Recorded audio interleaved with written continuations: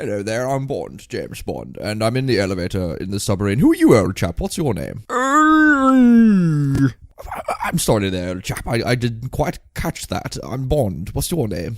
Do you want a cigar or a vodka martini? Good God, man, you've got me by the throat!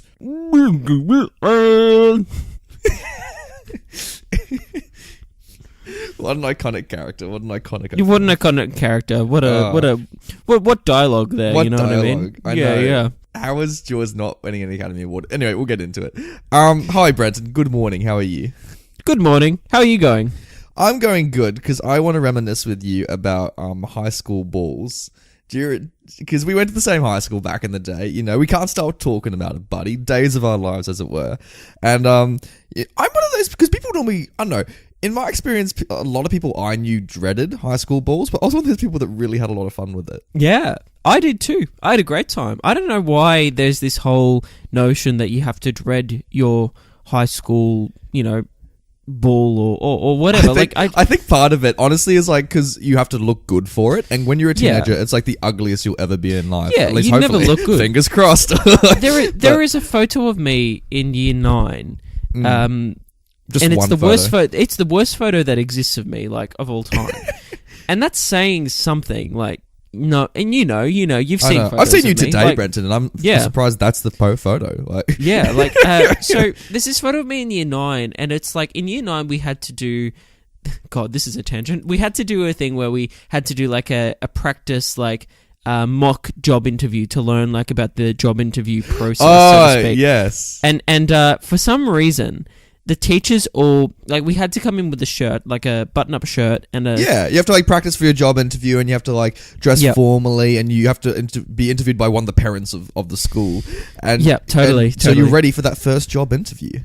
Exactly. So I rock up. I didn't have a tie. I just had this I had a shirt that was like 4 times too big for me. And I remember a lot of that, yeah. This was year 9, so I put no effort into this thing. And recently before this, I had decided to do something really stupid. And that was that I went and got a haircut, but I wanted to be a bit rebellious. Ooh. I wanted to get a buzz cut for funsies. Did you really? Oh my God. And Buzz the cut thing Brenton, was, they called you. The as thing they threw was, rocks at you in the playground. Exactly. So not only do I have a very oddly shaped large head, but instead of just like going all the way and getting like a number 2 or something that like, so you know, it kind of looked like a buzz cut, I was still a bit scared, and I wanted some length. So I asked for a number 4, which then gave me a mini fro that like stuck out from my head. Anyway, so there's this photo. Do you remember of what job you interviewed for with your mini fro? Please say security or some dumb I have no idea, but there's this photo that exists of me, like Brenton in the prime of his adolescence, you know? So, you know, like, everyone knows what that greasy kid looks like. Plus this mini fro in this shirt that's awful with this gangly, shitty smile going, kind of like Jaws. And, and just standing there looking looking Did you get the terrible. job when you did your fake interview with that haircut? I did. They said it was a good interview, even though I didn't did they give you the job and they're like, and here's a voucher for a haircut? They're like, they slide a wig over the table. Look, I remember rocking up to school with that haircut, and I think it was the day before this interview thing. And Lockie, one of my friends, he looked at me and doubled over, laughing his head off, like. And you're like, fuck off, like, come on. I was, but I also, like, I kind of agreed with him, and I also just wanted to go home. I was like, this is just that's terrible. So embarrassing. I remember those photos well, because I don't know how this happened, but like, for some reason I got access to all the photos. So like, so we had like 200 people in our cohort, and I remember for some reason I was transferring some files from like a teacher's computer, and I happened to get all 200 photos that everyone took for the interview. That's right. Yeah. And it was like the shittiest photos of, imagine like all of your people you knew growing up, and they were all your mates, even your enemies, and you just had a shitty photo of all of them. And I had this on this USB, and I remember sitting there at home one day thinking, what should I do with this amazing thing I've just found? And I was about to go to Africa or for a school trip, and so like the day before I flew out, I decided to upload all of it onto Facebook. You did. I remember this. I remember this well because as soon as I saw them go up, I went, "Oh dear, oh dear." I uploaded a photo of everyone, including myself, in our cohort, and that everyone looked shitty. And so I just burnt bridges with literally everyone I knew in like one whole sweep. And I got so many messages. My phone's never lit up the way it did that day. I think I would have gotten like 100 notifications and maybe like 20 direct messages, all from my people going like, "What the fuck? Take this down." Really? Wait. So you would have been in what, year 11, year 12? Like No. I did. Oh yeah, I did this in year 11, so it would have been 16. So it was only 2 years after these photos were taken. So people had already changed a little bit, but it wasn't that long. But anyway, so everyone was 16, and you know, people had changed significantly since those photos were taken. Like it was only 2 years. Yeah, but like you're 2 years of adolescence. That's like 10 years of adulthood. Like. Exactly. Like everyone looks significantly different and significantly better in most cases. Everyone looked better. I found it funny though, the ones who hadn't changed. Like there were a few rest students who just had not changed their looks at all. And I'm like, fucking hell. There's people go through puberty and just hit it perfectly at the start. I'm like, could you not? Like, yeah. Yeah, but I remember getting a couple messages like, "Please take this down," and I messaged them back saying, "Oh, really?" And they said, "Yes." I remember getting some very angry messages, and I remember landing in like Dar es Salaam in Africa, and I was like, "Oh my god, I'm in Africa," and I was like, "This is amazing. I'm in the continent. I'm gonna see Mufasa, all that shit." But I remember just like finally connecting to internet and just getting all these hateful messages like, "Nathan, you piece of shit." It was so funny. I remember one person sent me a message saying like, "It'd be a shame if because this was like back in 2012 and the whole Coney 2012 thing was happening. It's like, "Oh, it'd be a shame if you found Coney." And I'm like, "Oh no." Oh my god. No. I remember having and it wasn't really even towards you, but I remember seeing that and my heart kind of went ooh a bit, but like I was kind of like, "Oh well, I fucking did it, so I can't." It's my fault that and that it's my fault that photo exists anyway. So you live and you learn, and that's a lesson that's there now. So lesson learned, Brenton. So welcome. We didn't actually get to talk about formals and school balls or whatever. We'll talk about it some other time because I feel like there's a whole podcast. It just goes in directions all over the place, doesn't it? Dude, there's a whole nother prologue in that topic, but I kind of side railed it, so I am sorry. I do apologize. No, that's the point of conversation, Brenton. You just jump around. It might be the point of this podcast. Hey, it's Classic Movie Banter. Hey, what a time! You know that show where Brenton and Nathan, we review movies that are 20 years or older, which makes them classics. And we throw in some banter in there for good measure. We say whether the film is worth watching or whether it's not. And then, we have some banter in there, some fun times, and that's about it. So that's kind of makes up... good ride, isn't it? It makes up the show's title, funnily enough, which is Classic Movie Banter. That's what we do. Yeah, mate, you're just explaining everything. I love it. I'm in a good mood actually. I woke up this morning hungover. This is 2 episodes now I've been hungover for, and I regret it. And I'm like, I don't know if I'm that keen, but after starting this recording, I'm back on board, Brenton. I'm awake, I'm buzzed. Sure, man. I'm ready to do this out. Yeah. This show, it just gets you going. It wakes you up. It really does. I must say, we both went out to different events last night, and we both had a few drinks. And so we both woke up this morning and we're like, we gotta talk about Bond, another fucking Bond episode. But no, this is going to be a fun one, Brenton. I feel I'm ready for fun. I am ready for fun too. So that being said, let's chat about our film for episode 49, which is The Spy Who Loved Me. Yeah, The Spy Who Loved Me. A title that has been parodied to death, I feel. But was it last year there was like The Spy Who Dumped Me that just came out? Yeah. It'd be great. I want to see a whole series built off this stupid title. Actually, we'll get into it in title talk. But I'm just going to ignore that statement, and I'm going to ask you a question, Nathan. Yeah, what's that question? Could you just pitch me The Spy Who Loved Me? All right, welcome. What decade are we in? I have no clue. We're in the 70s. All right, we're in the 70s. All right. Hello. I'm a producer, and I'm talking to you, another producer, about this movie. So, hello. Sean Connery, he's old news. George Lazenby, he's old news. Brenton, I want to bring in... Producer Brenton, I want to bring in a new Bond. And his name is Roger Moore, I think. It was Roger Moore, right? Yes. Who? Roger Moore? Who? Oh, right. The unknown actor, Roger Moore. You know what? I think Bond needs to look different. So we're bringing in Roger Moore, even though he's played this role apparently 4 times before this movie as Bond. So we're bringing Roger Moore back. And I have an idea for a movie, Brenton. Okay, imagine James Bond. Imagine a James Bond film and everything you would hope a James Bond film would have. Imagine every trope for a James Bond film, and it's in this movie. I'm talking underwater lair, secret villain base. I'm talking a Bond girl who may be Russian. I'm talking some bad gunfighting and some classic cheesy Bond. What the fuck is the plot of this movie? Okay, what happens? Submarines. I'll give you a clue. Oh yeah, that's right. So there's a super villain who wants to recreate the plot of BioShock and wants to make an underwater city. So James Bond, he's like, don't make an underwater city. Oh, it's the Cold War. And so everyone's freezing. And James Bond, he has to do the unthinkable, but team up with Russian female James Bond, known as... Oh, she's got a great Bond girl name, doesn't she? It's like Anya Top or something like that? Yeah. Sorry, I just know her as Triple X. Oh, okay. Triple X.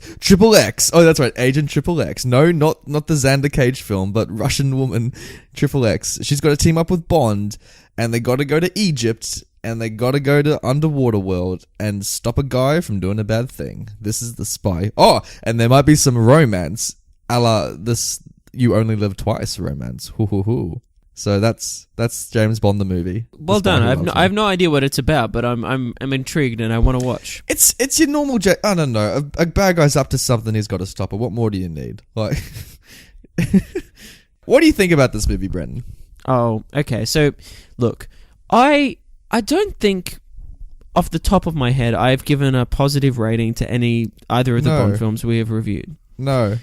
And I've always said. Not that I have hardly seen any of the Bond films apart from the most recent ones with Daniel Craig, but even then I haven't seen Quantum of Solace and Spectre, which by other people's opinions I think that's a good thing that I haven't seen those films. But I've never really understood the appeal of this franchise. I've never understood it, and I've never gotten. Was this the film that brought you that appeal finally? It is. Really? Yeah, it is the film that has made me go, you know what? I can see why people watch this shit. Like What was the thing that The Spy Who Loved Me did that made you go, finally, yes, James Bond. Old James Bond. Okay, I will say this. It's a lot clearer than the other 2 films the plot's way more straightforward, isn't it? It's a lot clearer. It's in terms of because I don't think any of these films are very well, necessarily. I think I will say it's probably more the editing. Like they're not the films that are like the best edited films I've ever seen in my life. No. And I've got a good note about the editing later on, but keep going. But in terms of like direction, editing, and cinematography, I never feel like these films really mesh, and neither does this one really. But it does enough that still the story is coming across like it's being translated quite well. And also, like, it's just a bit... The fun of this film is clearer again. Like, there's more stupid gadgets. There's more stupid villains. There's more, like... It is so Bond. I think this is the most James Bond film I've ever seen. Yeah. And I got it. I was like, well, that's what everyone describes this series as. That I feel like the other films we've watched haven't really encapsulated. Whereas this one, it's all there. It's all there. And it's going... I love 100%, it. Yeah. I have issues with it, but there's a lot of issues with it. But in saying that, like after seeing so many Bond films now, I feel like this is the one. At least the one that would go. If you're gonna love Bond, watch this and let that decide it for you. Totally. So totally. I agree. I think this is a little bit smarter. I think it's trying to say something a little bit more than the other Bond films. I like how it's trying to talk about ocean life, environmentalism, and all that kind of stuff. Totally. Yeah. Yeah. It reminds me of, have you seen that one with the High Sparrow being news of the world? Goldfinger, is that the one? Or I don't know. It's got the High Sparrow from Game of Thrones, and he's running a newspaper organization, and he's pretty much Rupert Murdoch, and he's like, have you seen that one? No, probably not. No. Well, in that one, I remember watching that thinking, oh, this is trying to say something. And this reminds me most of that Bond film where it's like, oh no, it's trying to make a comment on it. Like, it's so exotic. I love that this film's set in Egypt. It doesn't need to be set in Egypt, but I love that it is set in Egypt. In the same way, I feel like you and I are going to remember Bond films as the one in Switzerland, the one in Japan, and this is like the one in Egypt. Totally. The one in Egypt and the sea. Yeah, and the sea. Yeah, it's I love that villain layer. It's pretty spectacular, especially It's pretty awesome, again yeah. prior to CGI. You look at going, how the hell did they make this? Totally, yeah. Yeah, if only we had a segment that answered that question. Stay tuned. Stay into it. Yeah. What do you think of Roger Moore's Bond? I compared think to he's the other great. two? I think he's really good. I think Yeah. he I think he's a nails little it. bit old. I think I'm used to Daniel He Craig is. and Sean Connery. Actually, Sean Connery's still old as well, but yeah. I will admit, like, he is a little old, but I think, like, in terms of, I like his take on the character, and I like in the more, like, let's say, emotional sections of the story. He's a bit more understated than some of the others, I feel, which I think works. He's Yeah, a little bit more reserved. He hasn't got that, like, Daniel Craig brutality. He's just more about this, like, I'm too cool to be engaged right now. But then, like, it's very, very Bond, yeah. Yeah, And, I agree. Yeah, and he even says the puns really well, like the classic James Bond I jokes. agree. And there's some killer puns in this film. There are There's some great ones. There are, oh god, there's some moments. Let's just say that. What do you think of Agent Triple X, like the main Bond girl? I think she's great. Same. I think she's a really strong, one of perhaps the strongest Bond girl I've seen in these classic. But Diana Rigg though. True. But again, I feel Oh, speaking of Diana Rigg, did you see she got a little shout out in this movie? I did. I was see like, that. Hey, they're in continuity. Watch out. It's so bizarre, like, in terms of the continuity of these films, like how obviously because, like, I don't think they gave much thought to it, obviously, back in the day, but it's interesting now that people have all these theories and whatnot about the continuity of these films, whether it's that Bond is an actual just agent's name, it's a code name, and like all these and you people inherit it when you get assigned, yeah. Exactly. But then Skyfall kind of ruined that when they said no, he grew up in a fucking Scottish house with the other Bonds, and you're like, oh, okay. Exactly, yeah. So, I don't think it really matters, like. I know, which I guess is going to anger some people because I know that there's like people with YouTube channels and content creators that like make a living off like delving into the Bond lore, but and if people can say, oh well, I don't count the Craig films as well because remember they rebooted it with Craig, so you could say prior to Craig that was how those films worked. You could say it was an inherited title. Sure. You could still run with it. Sure, but I feel and I feel like Craig's has its own continuity as well. I don't know. Judy Dench's in both, but here we are. Exactly, but I don't think it matters. Is my point. I just think it's meant to be a fun spy romp, which this film is. I feel. Speaking of how much fun this movie is, what do you think of Jaws? Oh my god. Because in Happy Gilmore, I'm like, oh, you'll meet Jaws. I remember saying, like, I got to show you Jaws, and I had no idea that our next Bond episode had Jaws in it, and yet here we are. What do you think? Well, I think Jaws is potentially one of the greatest characters to ever grace the cinematic art form. Oh, he's great. I love him. Holy shit. We need to get into spoilers to really talk about Jaws. He is amazing. As a henchman, he probably is the greatest henchman of all time. I can't think of anyone else who would top him. I hear like Odd Job's like really good. Like everyone's always like, yeah. Jaws is more fun though. I like Odd Job. I've seen Odd Job, but like, nah, Jaws is way much more fun. Just because there's no explanation to him. There's no justification to any of his motives, any of his actions. He's just some weird ass fucking monster with metallic teeth. And any of his abilities as well. Let's point out, like, because God, oh my God, and because you think, oh, he's just got jaws as a gimmick. He's just got metallic teeth. No. He uses those jaws in quite comedic scenarios. And I can't wait. I can't wait to get into it. I'm excited to talk about Jaws and spoilers. Jaws alone is worth the price of admission. So again, I feel like there's a bit of a... I don't know. I feel like in terms of the flow between like the basically it's the direction. It's the combination of performance, writing, the editing, the cinematography. I feel like again, like this meshes a little better, but still doesn't mesh as much as I want it to. No, this is by no means like what I want from a Bond film yet. I mean, it's definitely the best we've had so far out of the three, but it's still not where I want it to be yet. No, yeah, exactly. Yeah. One thing I had a problem with was definitely the music. Yeah, I'd agree with that. And my issue is still length. This is too long. Like for way too long. I felt the exact same thing. Like, yeah. pacing was a little bit over the top. I don't know. Did you like the Bond theme song? I wasn't a big fan of it. No, it's not great, but I appreciate the visuals. Like I thought the visuals were pretty good. Great. Yeah, but the song itself, not the best, but yeah. What can you do? What can you do? Yeah, if you like nudity, you'll see a brief glimpse of a naked woman in this movie if that's what's going to get you the price of admission. So there's always that to consider. That to consider. Is that in your pro list for this movie? Like pros and cons? Like I'm just trying to think of things that will get people in the cinema, if that makes sense. Like, would you watch this in a cinema? I don't know. I would watch scenes of this in a cinema. Sure. I would. Sure. Yeah. I would love to see that Egypt fight scene in the ruins in a cinema. I reckon. Oh my god! How amazing was that scene? Though? I can't wait to get into it. Yeah. Should we get into it? Because I do want to get into it. So I will give this. This is the first one. Bond film on this show that I'm going to give a thumbs up to this week. Yeah. It's interesting though. I'm trying to think of like the average moviegoer. Like, I hear what you're saying, but I don't know. I feel like this is worth a watch. I feel like people can have fun with this and enjoy it for what it is.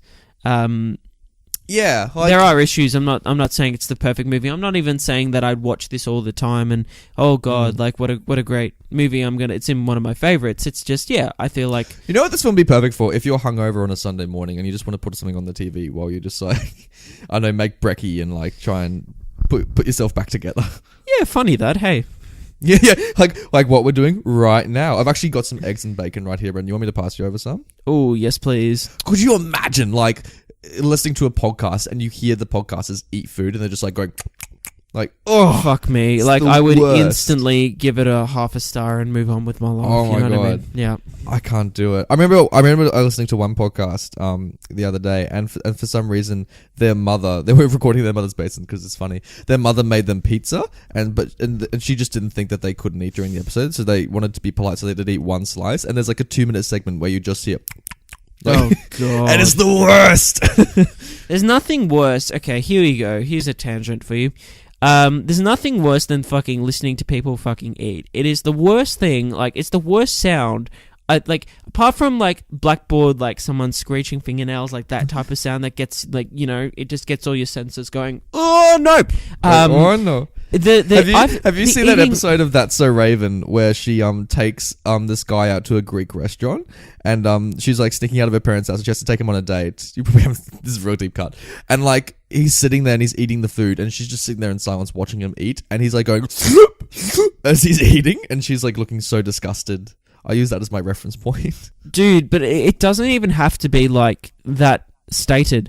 The most understated, even if like someone's just eating normally, sometimes it's like I just start losing my mind.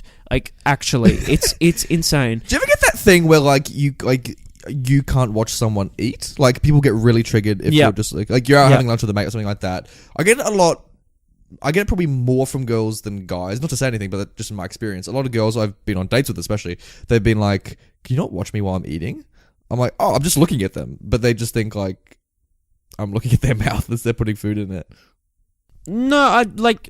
No, not necessarily. The sound triggers me, and then like watching someone eat, watching all their ticks as they eat too. It's like, holy shit, that's just like fucked. I can't watch it. I can't listen to it. I need to leave.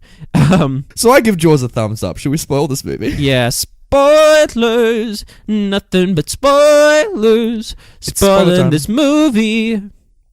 All right, so let's talk about this opening ski scene because oh my god, holy shit!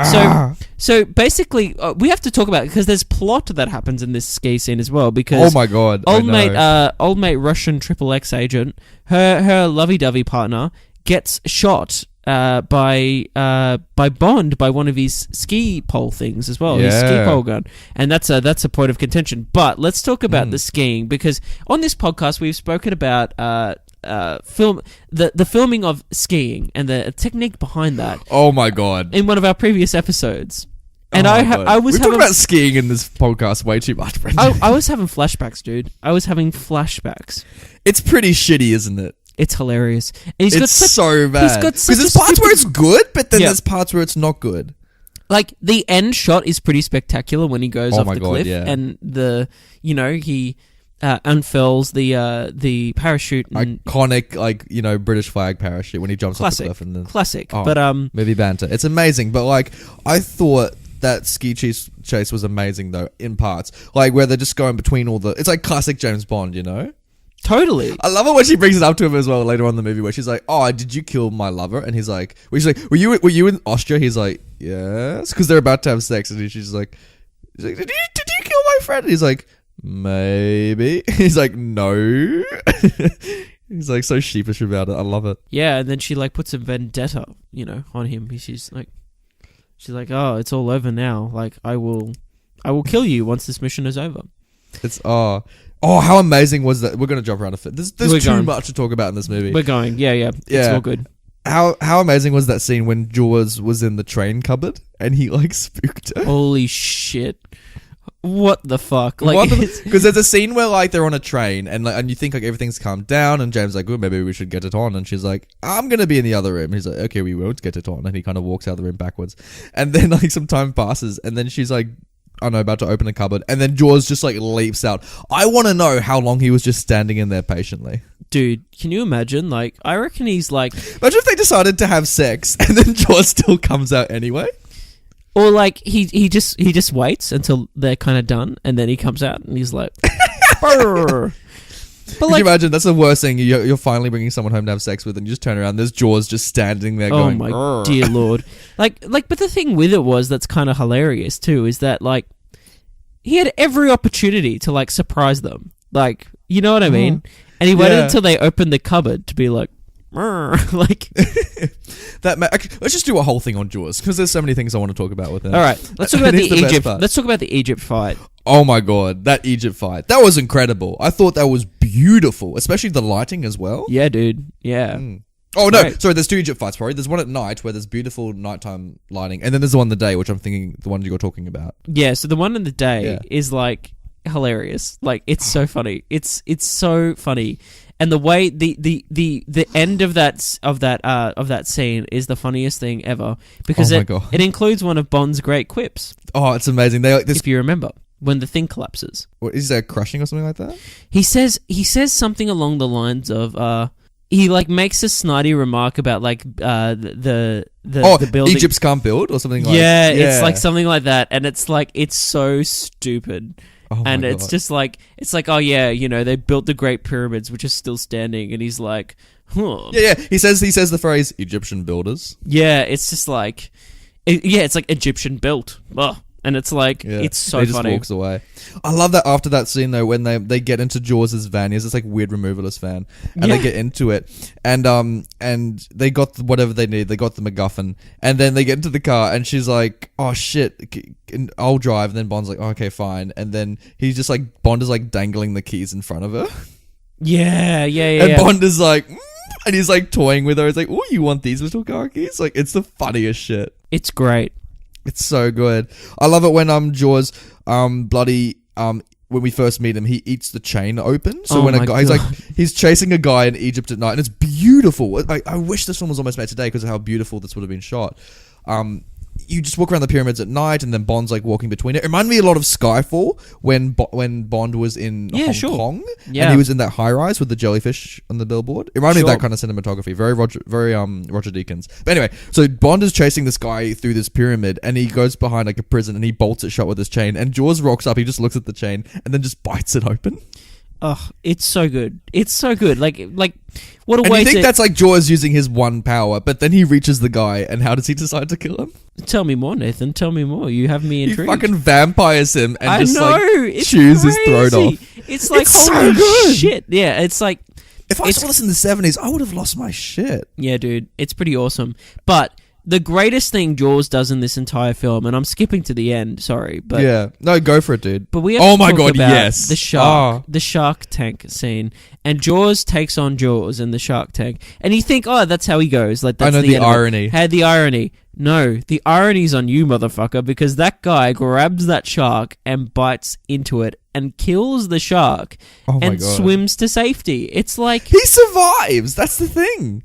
Jaws lives at the end of this film. It's great. Thank God he does. Like, because he's like Like we need like a reboot. We need I would a watch film. easily a Jaws standalone film. Yeah, a Jaws standalone film, like this whole storyline, but from his perspective. What would the premise be? It'd just be like, maybe it'd be in like the James Bond universe, and like for some reason, like Jaws has inherited like Spectre after he beats up Christoph Waltz in the last one. So like, and he's got all these aides. It's like the Death Star. They're all trying to like work out what he's trying to say and execute his orders. So they're like, Jaws, we've just stolen the plans for Russia's nukes. What should we do with them? And he's like, rah, rah, rah, rah, rah. And then one assistant turns to the other and like, I think he said maybe activate them. Like, Jaws, where should we aim the nukes? Rah, rah, rah, rah. Did he say New York? Like, I guess. Well, I guess we can try aiming for it. He's like, rah, rah. It's like, do you just want like a pen and paper, Jaws? And he's like, rah. So funny. So, like, can you imagine? Could you imagine? God, I would watch that movie in a heartbeat. I love that Jaws survives being electrocuted by Bond as well. I know. Such a shitty electrocution event as well. Oh, no, the best thing that happens to Jaws is when he gets magneted up. Oh my gosh, I forgot. That's the most important part we've got to talk about in the shark scene, is when he gets... he goes to this, like, shark tank. How the hell did they get that shot? It is okay, like... I thought you were about to say, why is there a magnet in a shark tank? Dude, don't think about that. I was Why like, is it there in the first place? I was in awe that this man was dangling from his face. Oh my god! Because I know how they filmed that. They must have had him on a wire or something like that. Sure. His mouth is literally like attached to this gigantic magnet that he's just been dangled over a shark tank, and Bond's just like having a joystick like a 5-year-old, just going ooh. He's just like shaking Jaws about. Oh, it's so good. It's so good. Like it's so like labored. Like it takes a while for like him to like throw him into the water, you know. So it's just like. It's actually just, it's hilarious. Like, I was laughing my ass off, like, when that was happening. Oh, and I was like, this is the best film ever made when I was watching it. I was like, this is fantastic. This is the peak of cinema. Do you think Jaws is so tough as well? Because there's one point where he literally, like, rips a car apart. Yes. And I'm like, this guy can survive anything. And it turns out he can. I was like wondering how Bond was going to defeat him. I remember at one point he runs into Jaws. Like, the submarine's exploding and like Jaws and like Bond is trying to find a way out. And him and Jaws just happen to run into each other. And there's this like really awkward pause where they both just look at each other and they're like, like, what are you doing here? And then Bond tries to punch Jaws and he's like, could you not? Could you not? And Jaws is just like, mate. And then Bond is like, oh right, you're Jaws, I can't defeat you. Oh, I love it when Bond fights someone so much bigger than him. It's so funny. So funny. Can we talk about we haven't talked about the Bond villain yet, like the actual bad we guy. Haven't. Is it because he's not as interesting as Jaws? Probably, but at the same time, I think it's a pretty good villain. I think it's pretty, you know. He is very classic, yeah. Yeah. He reminds me a lot of Blofeld, though. Like in the like. True. I like that he's got a living room with a fireplace and a submarine. Yes. A good reveal as well when you think we're not in a submarine and then the windows come up. Yeah, with those two bloody scientists. Oh my god. Did they remind you of the lawyers for Mr. Burns? Oh, it's so funny. They like don't say anything. They just kind of like nod and like they're like two pantomime like characters in this whole kind of scenario, and they just kind of look at each other and they're like, boo. And then when they think that they're like fucked, when like that girl gets demonstrates the shark tank, and then he's like, I knew it was you, Fredo, and this chick gets shotted down an elevator to like the sharks. And which was so funny. That was so funny when the shark kind of like was coming at her, and obviously like they couldn't obviously get this model of the shark to like bite into her and there to be gore or whatever. So it just kind of like nudges her, and then like the shot's just like pokes her out. Yeah, it's hilarious. It's so funny. And then those two get in the elevator and they think they're fucked for a moment, and then they're not, and they get in that helicopter and they're like flying away, and it goes to this shot of them and they're like all like buddying and like be like, good job, no, you good job, millions of dollars, and it's hilarious. And then they just get blown up. It's so funny. Like, but here's the thinking: why would he do that? It's like you just blew up a helicopter. You just wasted a helicopter that you owned. You could have just like put them into the shark tank, which you already have. You pay millions of dollars probably for maintenance on that shark tank, and like feed the sharks, and then you now have a helicopter. Yeah, I mean, like, he just had to press a button. He just had to press a button, exactly. Maybe he pressed the wrong button, like he meant to put them into the shark tank. But then he was just like, oh, shit. Well, there goes a helicopter.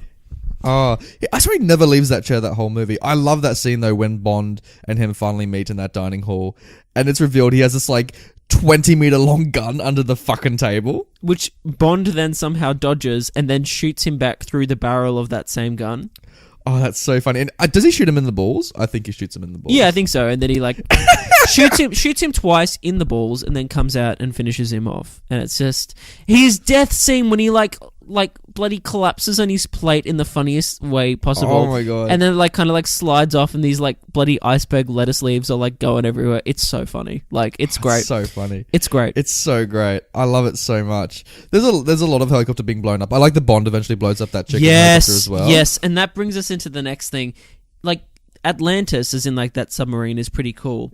But this might be the best. It's an amazing set, isn't it? That's It is. extraordinary. But this might be the best Bond car that exists. Like, yes. not only is it a submarine, but it manages. He lines up the shot and launches a missile out of the top of the car that then blows up that helicopter with that chicken head. Like, it's just.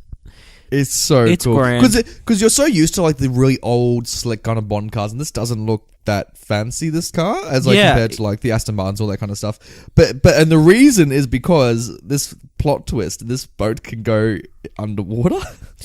Dude, it's grand. It's a grand and that's time. amazing. And that effect is extraordinary. Hey, I know, right? For the time, especially, like it looks great. Like it's Well, that's because they literally made this car. exactly, yeah. This car can go underwater. Bizarre. Isn't that extraordinary? It's just amazing. Yeah. You just watch it and you go, this is like what the old Bond films were known for. Like, you just see things that have never been done before and they're all real. This is like all real cinema. That's why I wish what Bond today should be doing is not use any CGI and just, again, try and do real stunts and real things that you couldn't think possible in cinema. Exactly. That's what Bond should go back to. Exactly. You tell him, Nathan. You tell him. Yeah, I tell him. I tell that, what's her name? Barbara Broccoli. I think is the woman who runs Bond. I tell you that Barbara Broccoli. It's not even my favorite vegetable, Barbara. Take that, Barbara Broccoli. Critically acclaimed producer, Barbara Broccoli. I love it, although, speaking of that car, when they emerge on the beach. Yes. And it's like this like happy little beach scene. Everyone's enjoying it. And this car just comes out of the water. And one of my favorite moments in the movies is when Bond just winds down the window and he just throws out a fish. I know. It's just like... It's so good. funny. It's just so... But also, like, they were like perfectly sealed tight underwater. How did the fish get in?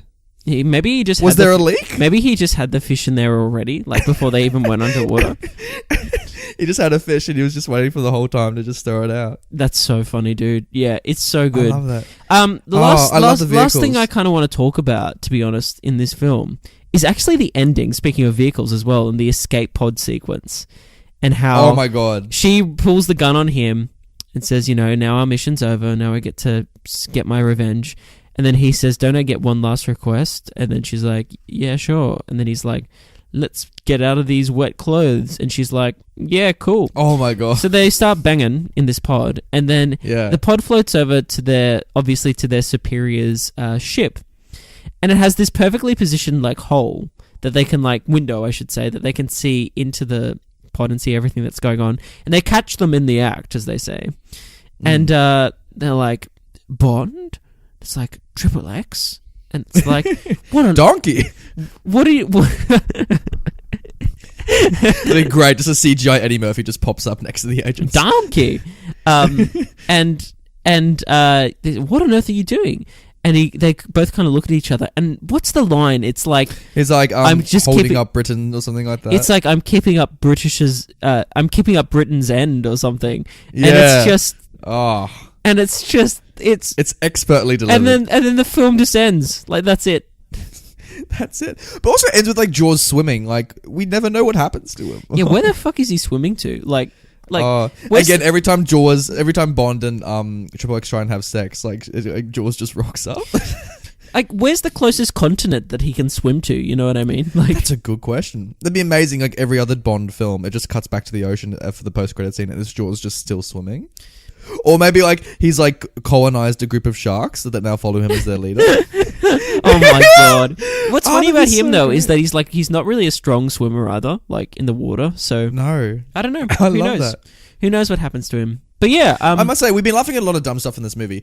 I do want to say that there are some good serious scenes that I do think really add to the movie. I really love that conflict between her and Bond, XXX, when she confronts him about the dead lover and all that kind of stuff. And Yeah. you really see that she has some agency, that she does have her own arc. Exactly. Not just even though she does come to him in the end. I love it though when she confronts Bond and they have this really awkward conversation, but then it awkwardly cuts to them being lowered by the helicopter. Do you remember this moment in the film? Yeah, dude. It's so funny because and it's so awkward as well. Oh, one thing I dislike though, speaking of the editing, there's one point I really want to bring up. There's a fight scene really early on in the movie where they're fighting on the rooftops of Egypt. Yep. And there's no music. Yep. And it's really bad and it's really awkward and it goes for like 5 minutes and it's Bond fighting this random guy on the roof and there's just like awkward punches, awkward choreography, and there's no music, there's no tension to it. It's just, they're all just throwing each other about. I really could have done without that scene, to be honest. There's a few scenes in this that I'm just like, although I did love it when at the end of that sequence, he Batmans it and he holds him over the edge of the cliff. He's like, "Where is the trigger?" And the guy's like, "Oh, I don't know." Where's the trigger? Oh, it's great. And there are some like funny little gags as well. I like it when he puts the out of order sign on the body. Yeah. That was great. What the fuck? Oh my god. That was great. There were some good gadgets in this, but I wish they did use more of the gadgets. Like, I love it when you go see Q at one point and there's like a killer tea set that just like gets sprung to a wall. I know. Yeah. Let's see that, please. That was great. Yep. I'm like, why was that not more in the movie? I want the killer tea set to be used at some point. So because they show these gadgets and they never come back. I love how they always have this scene where it's like, look at this, that we're, this look is at just, that. Yeah. Doesn't really, bring the story forward. It's just like, yeah, look at this cool shit. And it's look like at this weird shit that we made for the movie. Yeah. There's like some weird, although they do use that ink. They have like a ink at the layer. That's right. And then later on, Bond uses it in the car. I love that they have like MI6 has a layer in like an Egyptian tomb. Like Bond just walks into this random Egyptian tomb and there's Moneypenny just sitting at a desk in a fucking 2,000-year-old ruin. Yeah. I know what you mean. It's so stupid. Bizarre. I love it. I love it so much. Oh, Brenton, we've got a segment that I want to get into. I finally remember the name of it. The funny name that we came up to. Ooh. It's called What Stills This Movie? And it's where one of us screenshots a very funny moment in the film and we talk about it because it's such a great image in the movie. Nathan, I have this image here. Can you please describe what is occurring in this image and why you chose it today? I've chosen the picture this week. It's so funny. There's a moment in the movie where Bond has to like deactivate a nuclear bomb in the submarine, and Bond is like, and like all these like, oh that's right, because there's this whole subplot where like all these like army agents have been captured in the submarine. We didn't mention the army agents. No, there's like 50 extras who've been captured, and Bond frees them, and they all find this nuclear bomb, and for some reason Bond is the guy that has to cut the wire, and so he has to like deactivate the nuke. And as he's about to do it, one of the guys turns to him and says to Roger Moore like, "Oh, you've done this before, right?" And he's like, "No, I have no idea what I'm doing." And then the camera pans to this guy, one of the henchmen. As Bond says, "I have no idea how to deactivate this nuclear bomb." This guy kind of looks up and he's like, "We're fucked." And he has this expression like, "We're all gonna die." It's a great moment, and I love that you chose this because, to be honest, I was thinking you would have chosen something different. What do you think I would have chosen? I want to hear what your thoughts are. There's a couple. There's a great couple. What other things steal this movie, Brenton? The shot of the zoom in to Jaws' face, like at the very start, where he does the smile and reveals his teeth, is the funniest shit like I've ever seen in my life. And that smile, it's like, pretty damn deserves good. to be snapped and mentioned.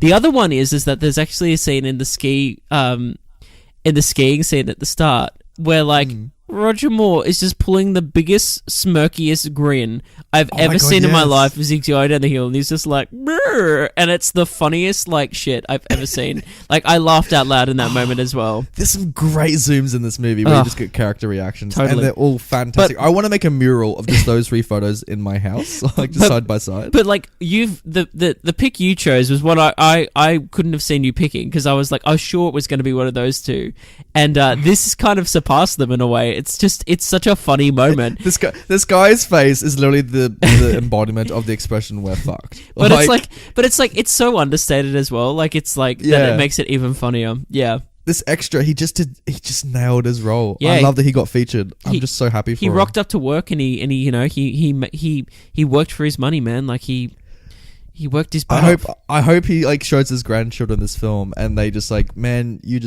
grandpapa, you nailed that look." So now that we've spoken about Bond and how you think that Bond, has to like always Yeah. surpass cinema and like do things that things that we couldn't even think that were possible, but do them for real in real life. Nathan, how did they make this? How did they make this movie? Yeah. All right, so this movie had a lot of director troubles actually going into it. So It did. They found it hard to find a director for this. Initially, the producers approached Steven Spielberg in the 70s, and they said, do you want to make this? And as Steven Spielberg was asked, he was in post-production from Jaws. Yes, the which movie. is so So ironic. I know, he would have gone from Jaws to Jaws, and he would have done another shark movie. I wish he did it, but he said no to it. And that makes me so sad. But they got Guy, and the first director attached was Guy Hamilton, who made 3 previous Bond films, but he left to make Superman, the 1978 film. But then Richard Donner took it over, and by the time he wanted to come back, they hired Lewis Gilbert, who directed You Only Live Twice. Yes. So it's by the same guy who did You Only Live Twice. Yeah, which is, a big improvement, so... Very, very big improvement. Although, speaking of directors, what's really, really interesting is that Kubrick was on set for this movie. Really? I didn't know that at all. Stanley Kubrick. He visited the production, and you want to know why? This is a great story. So, the cinematographer Claude Renoir, this French guy, he was actually unable to effectively light the soundstage for the water tank scene because it had 5.5 million liters of water, and it was so huge of a set that the cinematographer, he had deteriorating eyesight. So he actually didn't know how to light it. So he called in Stanley Kubrick, who was a mate, in secret to advise on how to light the stage. Wow. Yeah. That's crazy. So Kubrick has his fingerprints in this. That's crazy. That's really cool. Mm. Okay, this is pretty funny. Amongst the pyramids, when Jaws is trailing a hidden 007, a still photograph of Sir Roger Moore was used when they needed to have him in the shot. A still photograph. Hardly anyone noticed this during the movie's release. Furthermore, all the shots of pyramids used were models. So there's a random shot in that little what would you call it, chase section, when one of those shots is just a still of Roger Moore. It's like a little cardboard cutout. How funny is that? That's so stupid. How funny is that? It's pretty great. Something else I thought was really interesting. That's it's a bit random, but it's kind of cool. So Elvis Presley saw this movie on Wednesday, August 10th, 1977, during a special viewing at the General Cinema in Whitehaven, Tennessee. And it was the last movie he actually saw, as he died. What? It's he died 6 days later, at the age Do you of reckon 42. the film contributed to that? I think he was terrified of Jaws. I think he... Yeah. He's like, I can't live in a world where Jaws exists. And he's just like, I gotta go, everybody. Gosh, but rest in peace, the King of Rock. But I just thought that was interesting, yeah. That's very interesting. This movie, Brenton, introduced the jet ski.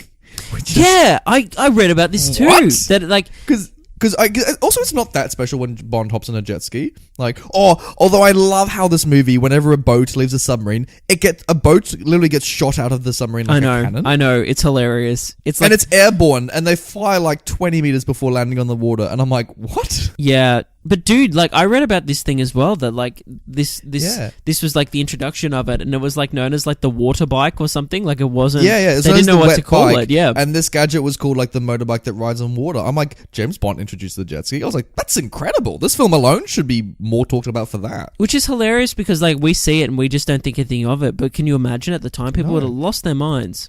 They would have. That's amazing. Yeah. I love when this film got released. I've got 2 funny facts about the release of the film. One was in Egypt. So in Egypt there was a representative from the Egyptian government there because they wanted to shoot in the real ruins of Cairo and Giza, and they wanted to make sure they were respectful to Egypt. So they had hired a guy, and when they did it, and John Bond quips Egyptian builders when the scaffolding falls on Jaws. Roger Moore had to mouth the line, because the representative for Egypt didn't approve of it. Really? Yeah. So on set, they just had Bond just mouth something, and then later on he dubbed it in, so the Egyptian representative couldn't hear it. I know, what a dick move. But then, when they played it in Egypt for the audiences, everyone laughed. They had a great time with it. Wow, that's really interesting. Yeah, I know. Then the second thing about this film's release is that when it had the big premiere in London and that kind of stuff, Prince Charles was invited to the premiere. Right. And yeah, the future king. And when at the start of the movie when Bond goes off the cliff and he has the Union Jack parachute scene, Prince Charles stood up and applauded. That's hilarious. Yeah. He was just like he was just in love with it. He thought that was like amazing. Prince Charles was so patriotic because of that scene. Wow. That's really cool. I thought this was a funny little fact and something that maybe we'll get to do one day on our travels on this podcast. But so the metal teeth worn by Jaws are actually on display at the Spy Museum in Washington DC. Really? Yeah. I love that they've got all this real spy paraphernalia, and then there's just Jaws' teeth in that. Dude, I want to go see him. I want to go see him too. Could I ask to be bit by Jaws? Like if that's like a tourist thing you can do. Interestingly enough, like in regards to like Jaws, like and this film's released, Richard Keel recounted how Jaws' survival at the end was always met with giant applause at several screenings. As it should. See, I would have loved it just for that, to be there at the time, Yeah, dude, like totally. This was the Infinity War of their days, like. Oh my god! Everyone's rooting for Jaws. Like he's the Thanos of his days. Everyone's just like, woo! That's so funny, dude. Yeah, so funny. I love it. There's also, funny enough, also with the light show that James Bond is, having that fight scene early on in the film with. Yeah, that's actually a real thing. You can go to Egypt and watch the sound and light show. Really? That's really cool. Yeah, it's a real thing you can do. Because I remember when my mother went to Egypt, like I think it was like 2011 or something like that. She said she did it, and she's like, "It's amazing. You should do it. It's really cool." That's awesome. I'd do it. I'd totally do that. That's amazing. That sounds like That's also amazing. They've been doing that for like 40 years, and you can just like watch the pyramids light up with this beautiful light show. Totally, dude. Well, that's all my facts at the moment. Do you have anything else? Or I got one more fun fact. Sure. After this movie, the actual car, the Lotus Esprit, that they used for the underwater thing, it's the demand for it surged that customers had to wait on a 3-year waiting list for a new model because everyone wanted to buy one. Seriously? Wow. Yeah, and I think they had to specify that it actually didn't go underwater. So like, can you imagine how like disappointed everyone was? Just like everyone buys a car. And really? Come on. I expect what is advertised here. I love that. So hey, let's look at this film's poster. Wow. What a vibrant poster. I disagree with the colour swash, frankly. It's all over the place. It's all over the place. It's a very weirdly edited poster, isn't it? Yeah, strange. There's submarines, there's underwater, there's there's like a pink triangle in the background that James Bond and Triple X are on, like. Oh, I literally just got that joke. Her name's Triple X, which is another thing for porn. Yep. I literally just, as I said that, then it clicked. I'm an idiot. That's okay. That's okay. So stupid. That's okay. Oh, why did they do that? Oh, okay, I so understand that now. That's so stupid. Film, what'd you do that for? Sorry, I've just that epiphany just shook me just then. Anyway, the poster. It's the biggest, it's the best, it's Bond and beyond. But they have like put little hyphens between each letter and beyond. I don't know, man. I think I'm not a big fan of this poster. Yeah, I like the 20,000 Leagues Under the Sea kind of art they got at the bottom of it. I do too. I just feel it's a bit too much, and it's less is more sometimes, and this is just a lot. You know who it should have just been on the poster? the Jaws poster, like the classic Steven Spielberg Jaws poster, like yes, it should have been James Bond on his water ski, like riding along top of the water, and then just Jaws like swimming upwards to take him out.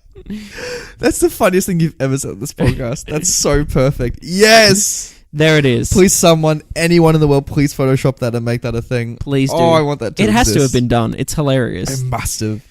That's so funny. So yeah, I feel like that works for me. That's the poster. You've done it. You've nailed it.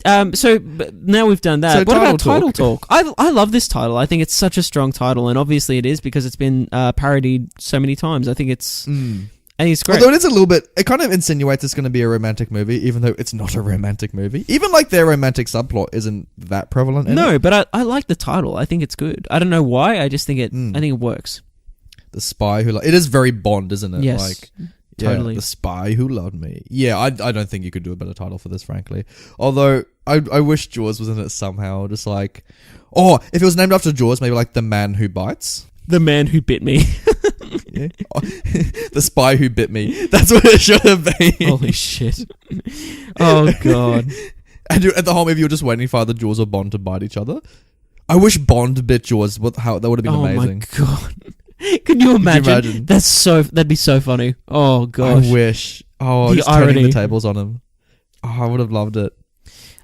So now that we've discussed all that, let's power to the people. Let's pass it to the people. The power. Ooh, Pass it to the shabba, people. Okay, so The Spy Who Loved Me on the Tomato Meter currently holds an 80% rating. People liked it. Yeah, people liked And it. the Critics audience, liked they it. gave it And 76. Which, okay, like, again, like, that's totally fine. It's really cool that, like, people like it, but I honestly thought that the audience score would be actually higher than the critics score, but here we are. It's beloved, including by David Hogan from hoganreviews.co.uk, who loved it. He said, by no means a perfect film, but it was very fun over 2 hours, even if some of the fun was fun because it was so bad fun. Dude, I totally agree with that review. That's awesome. 100%.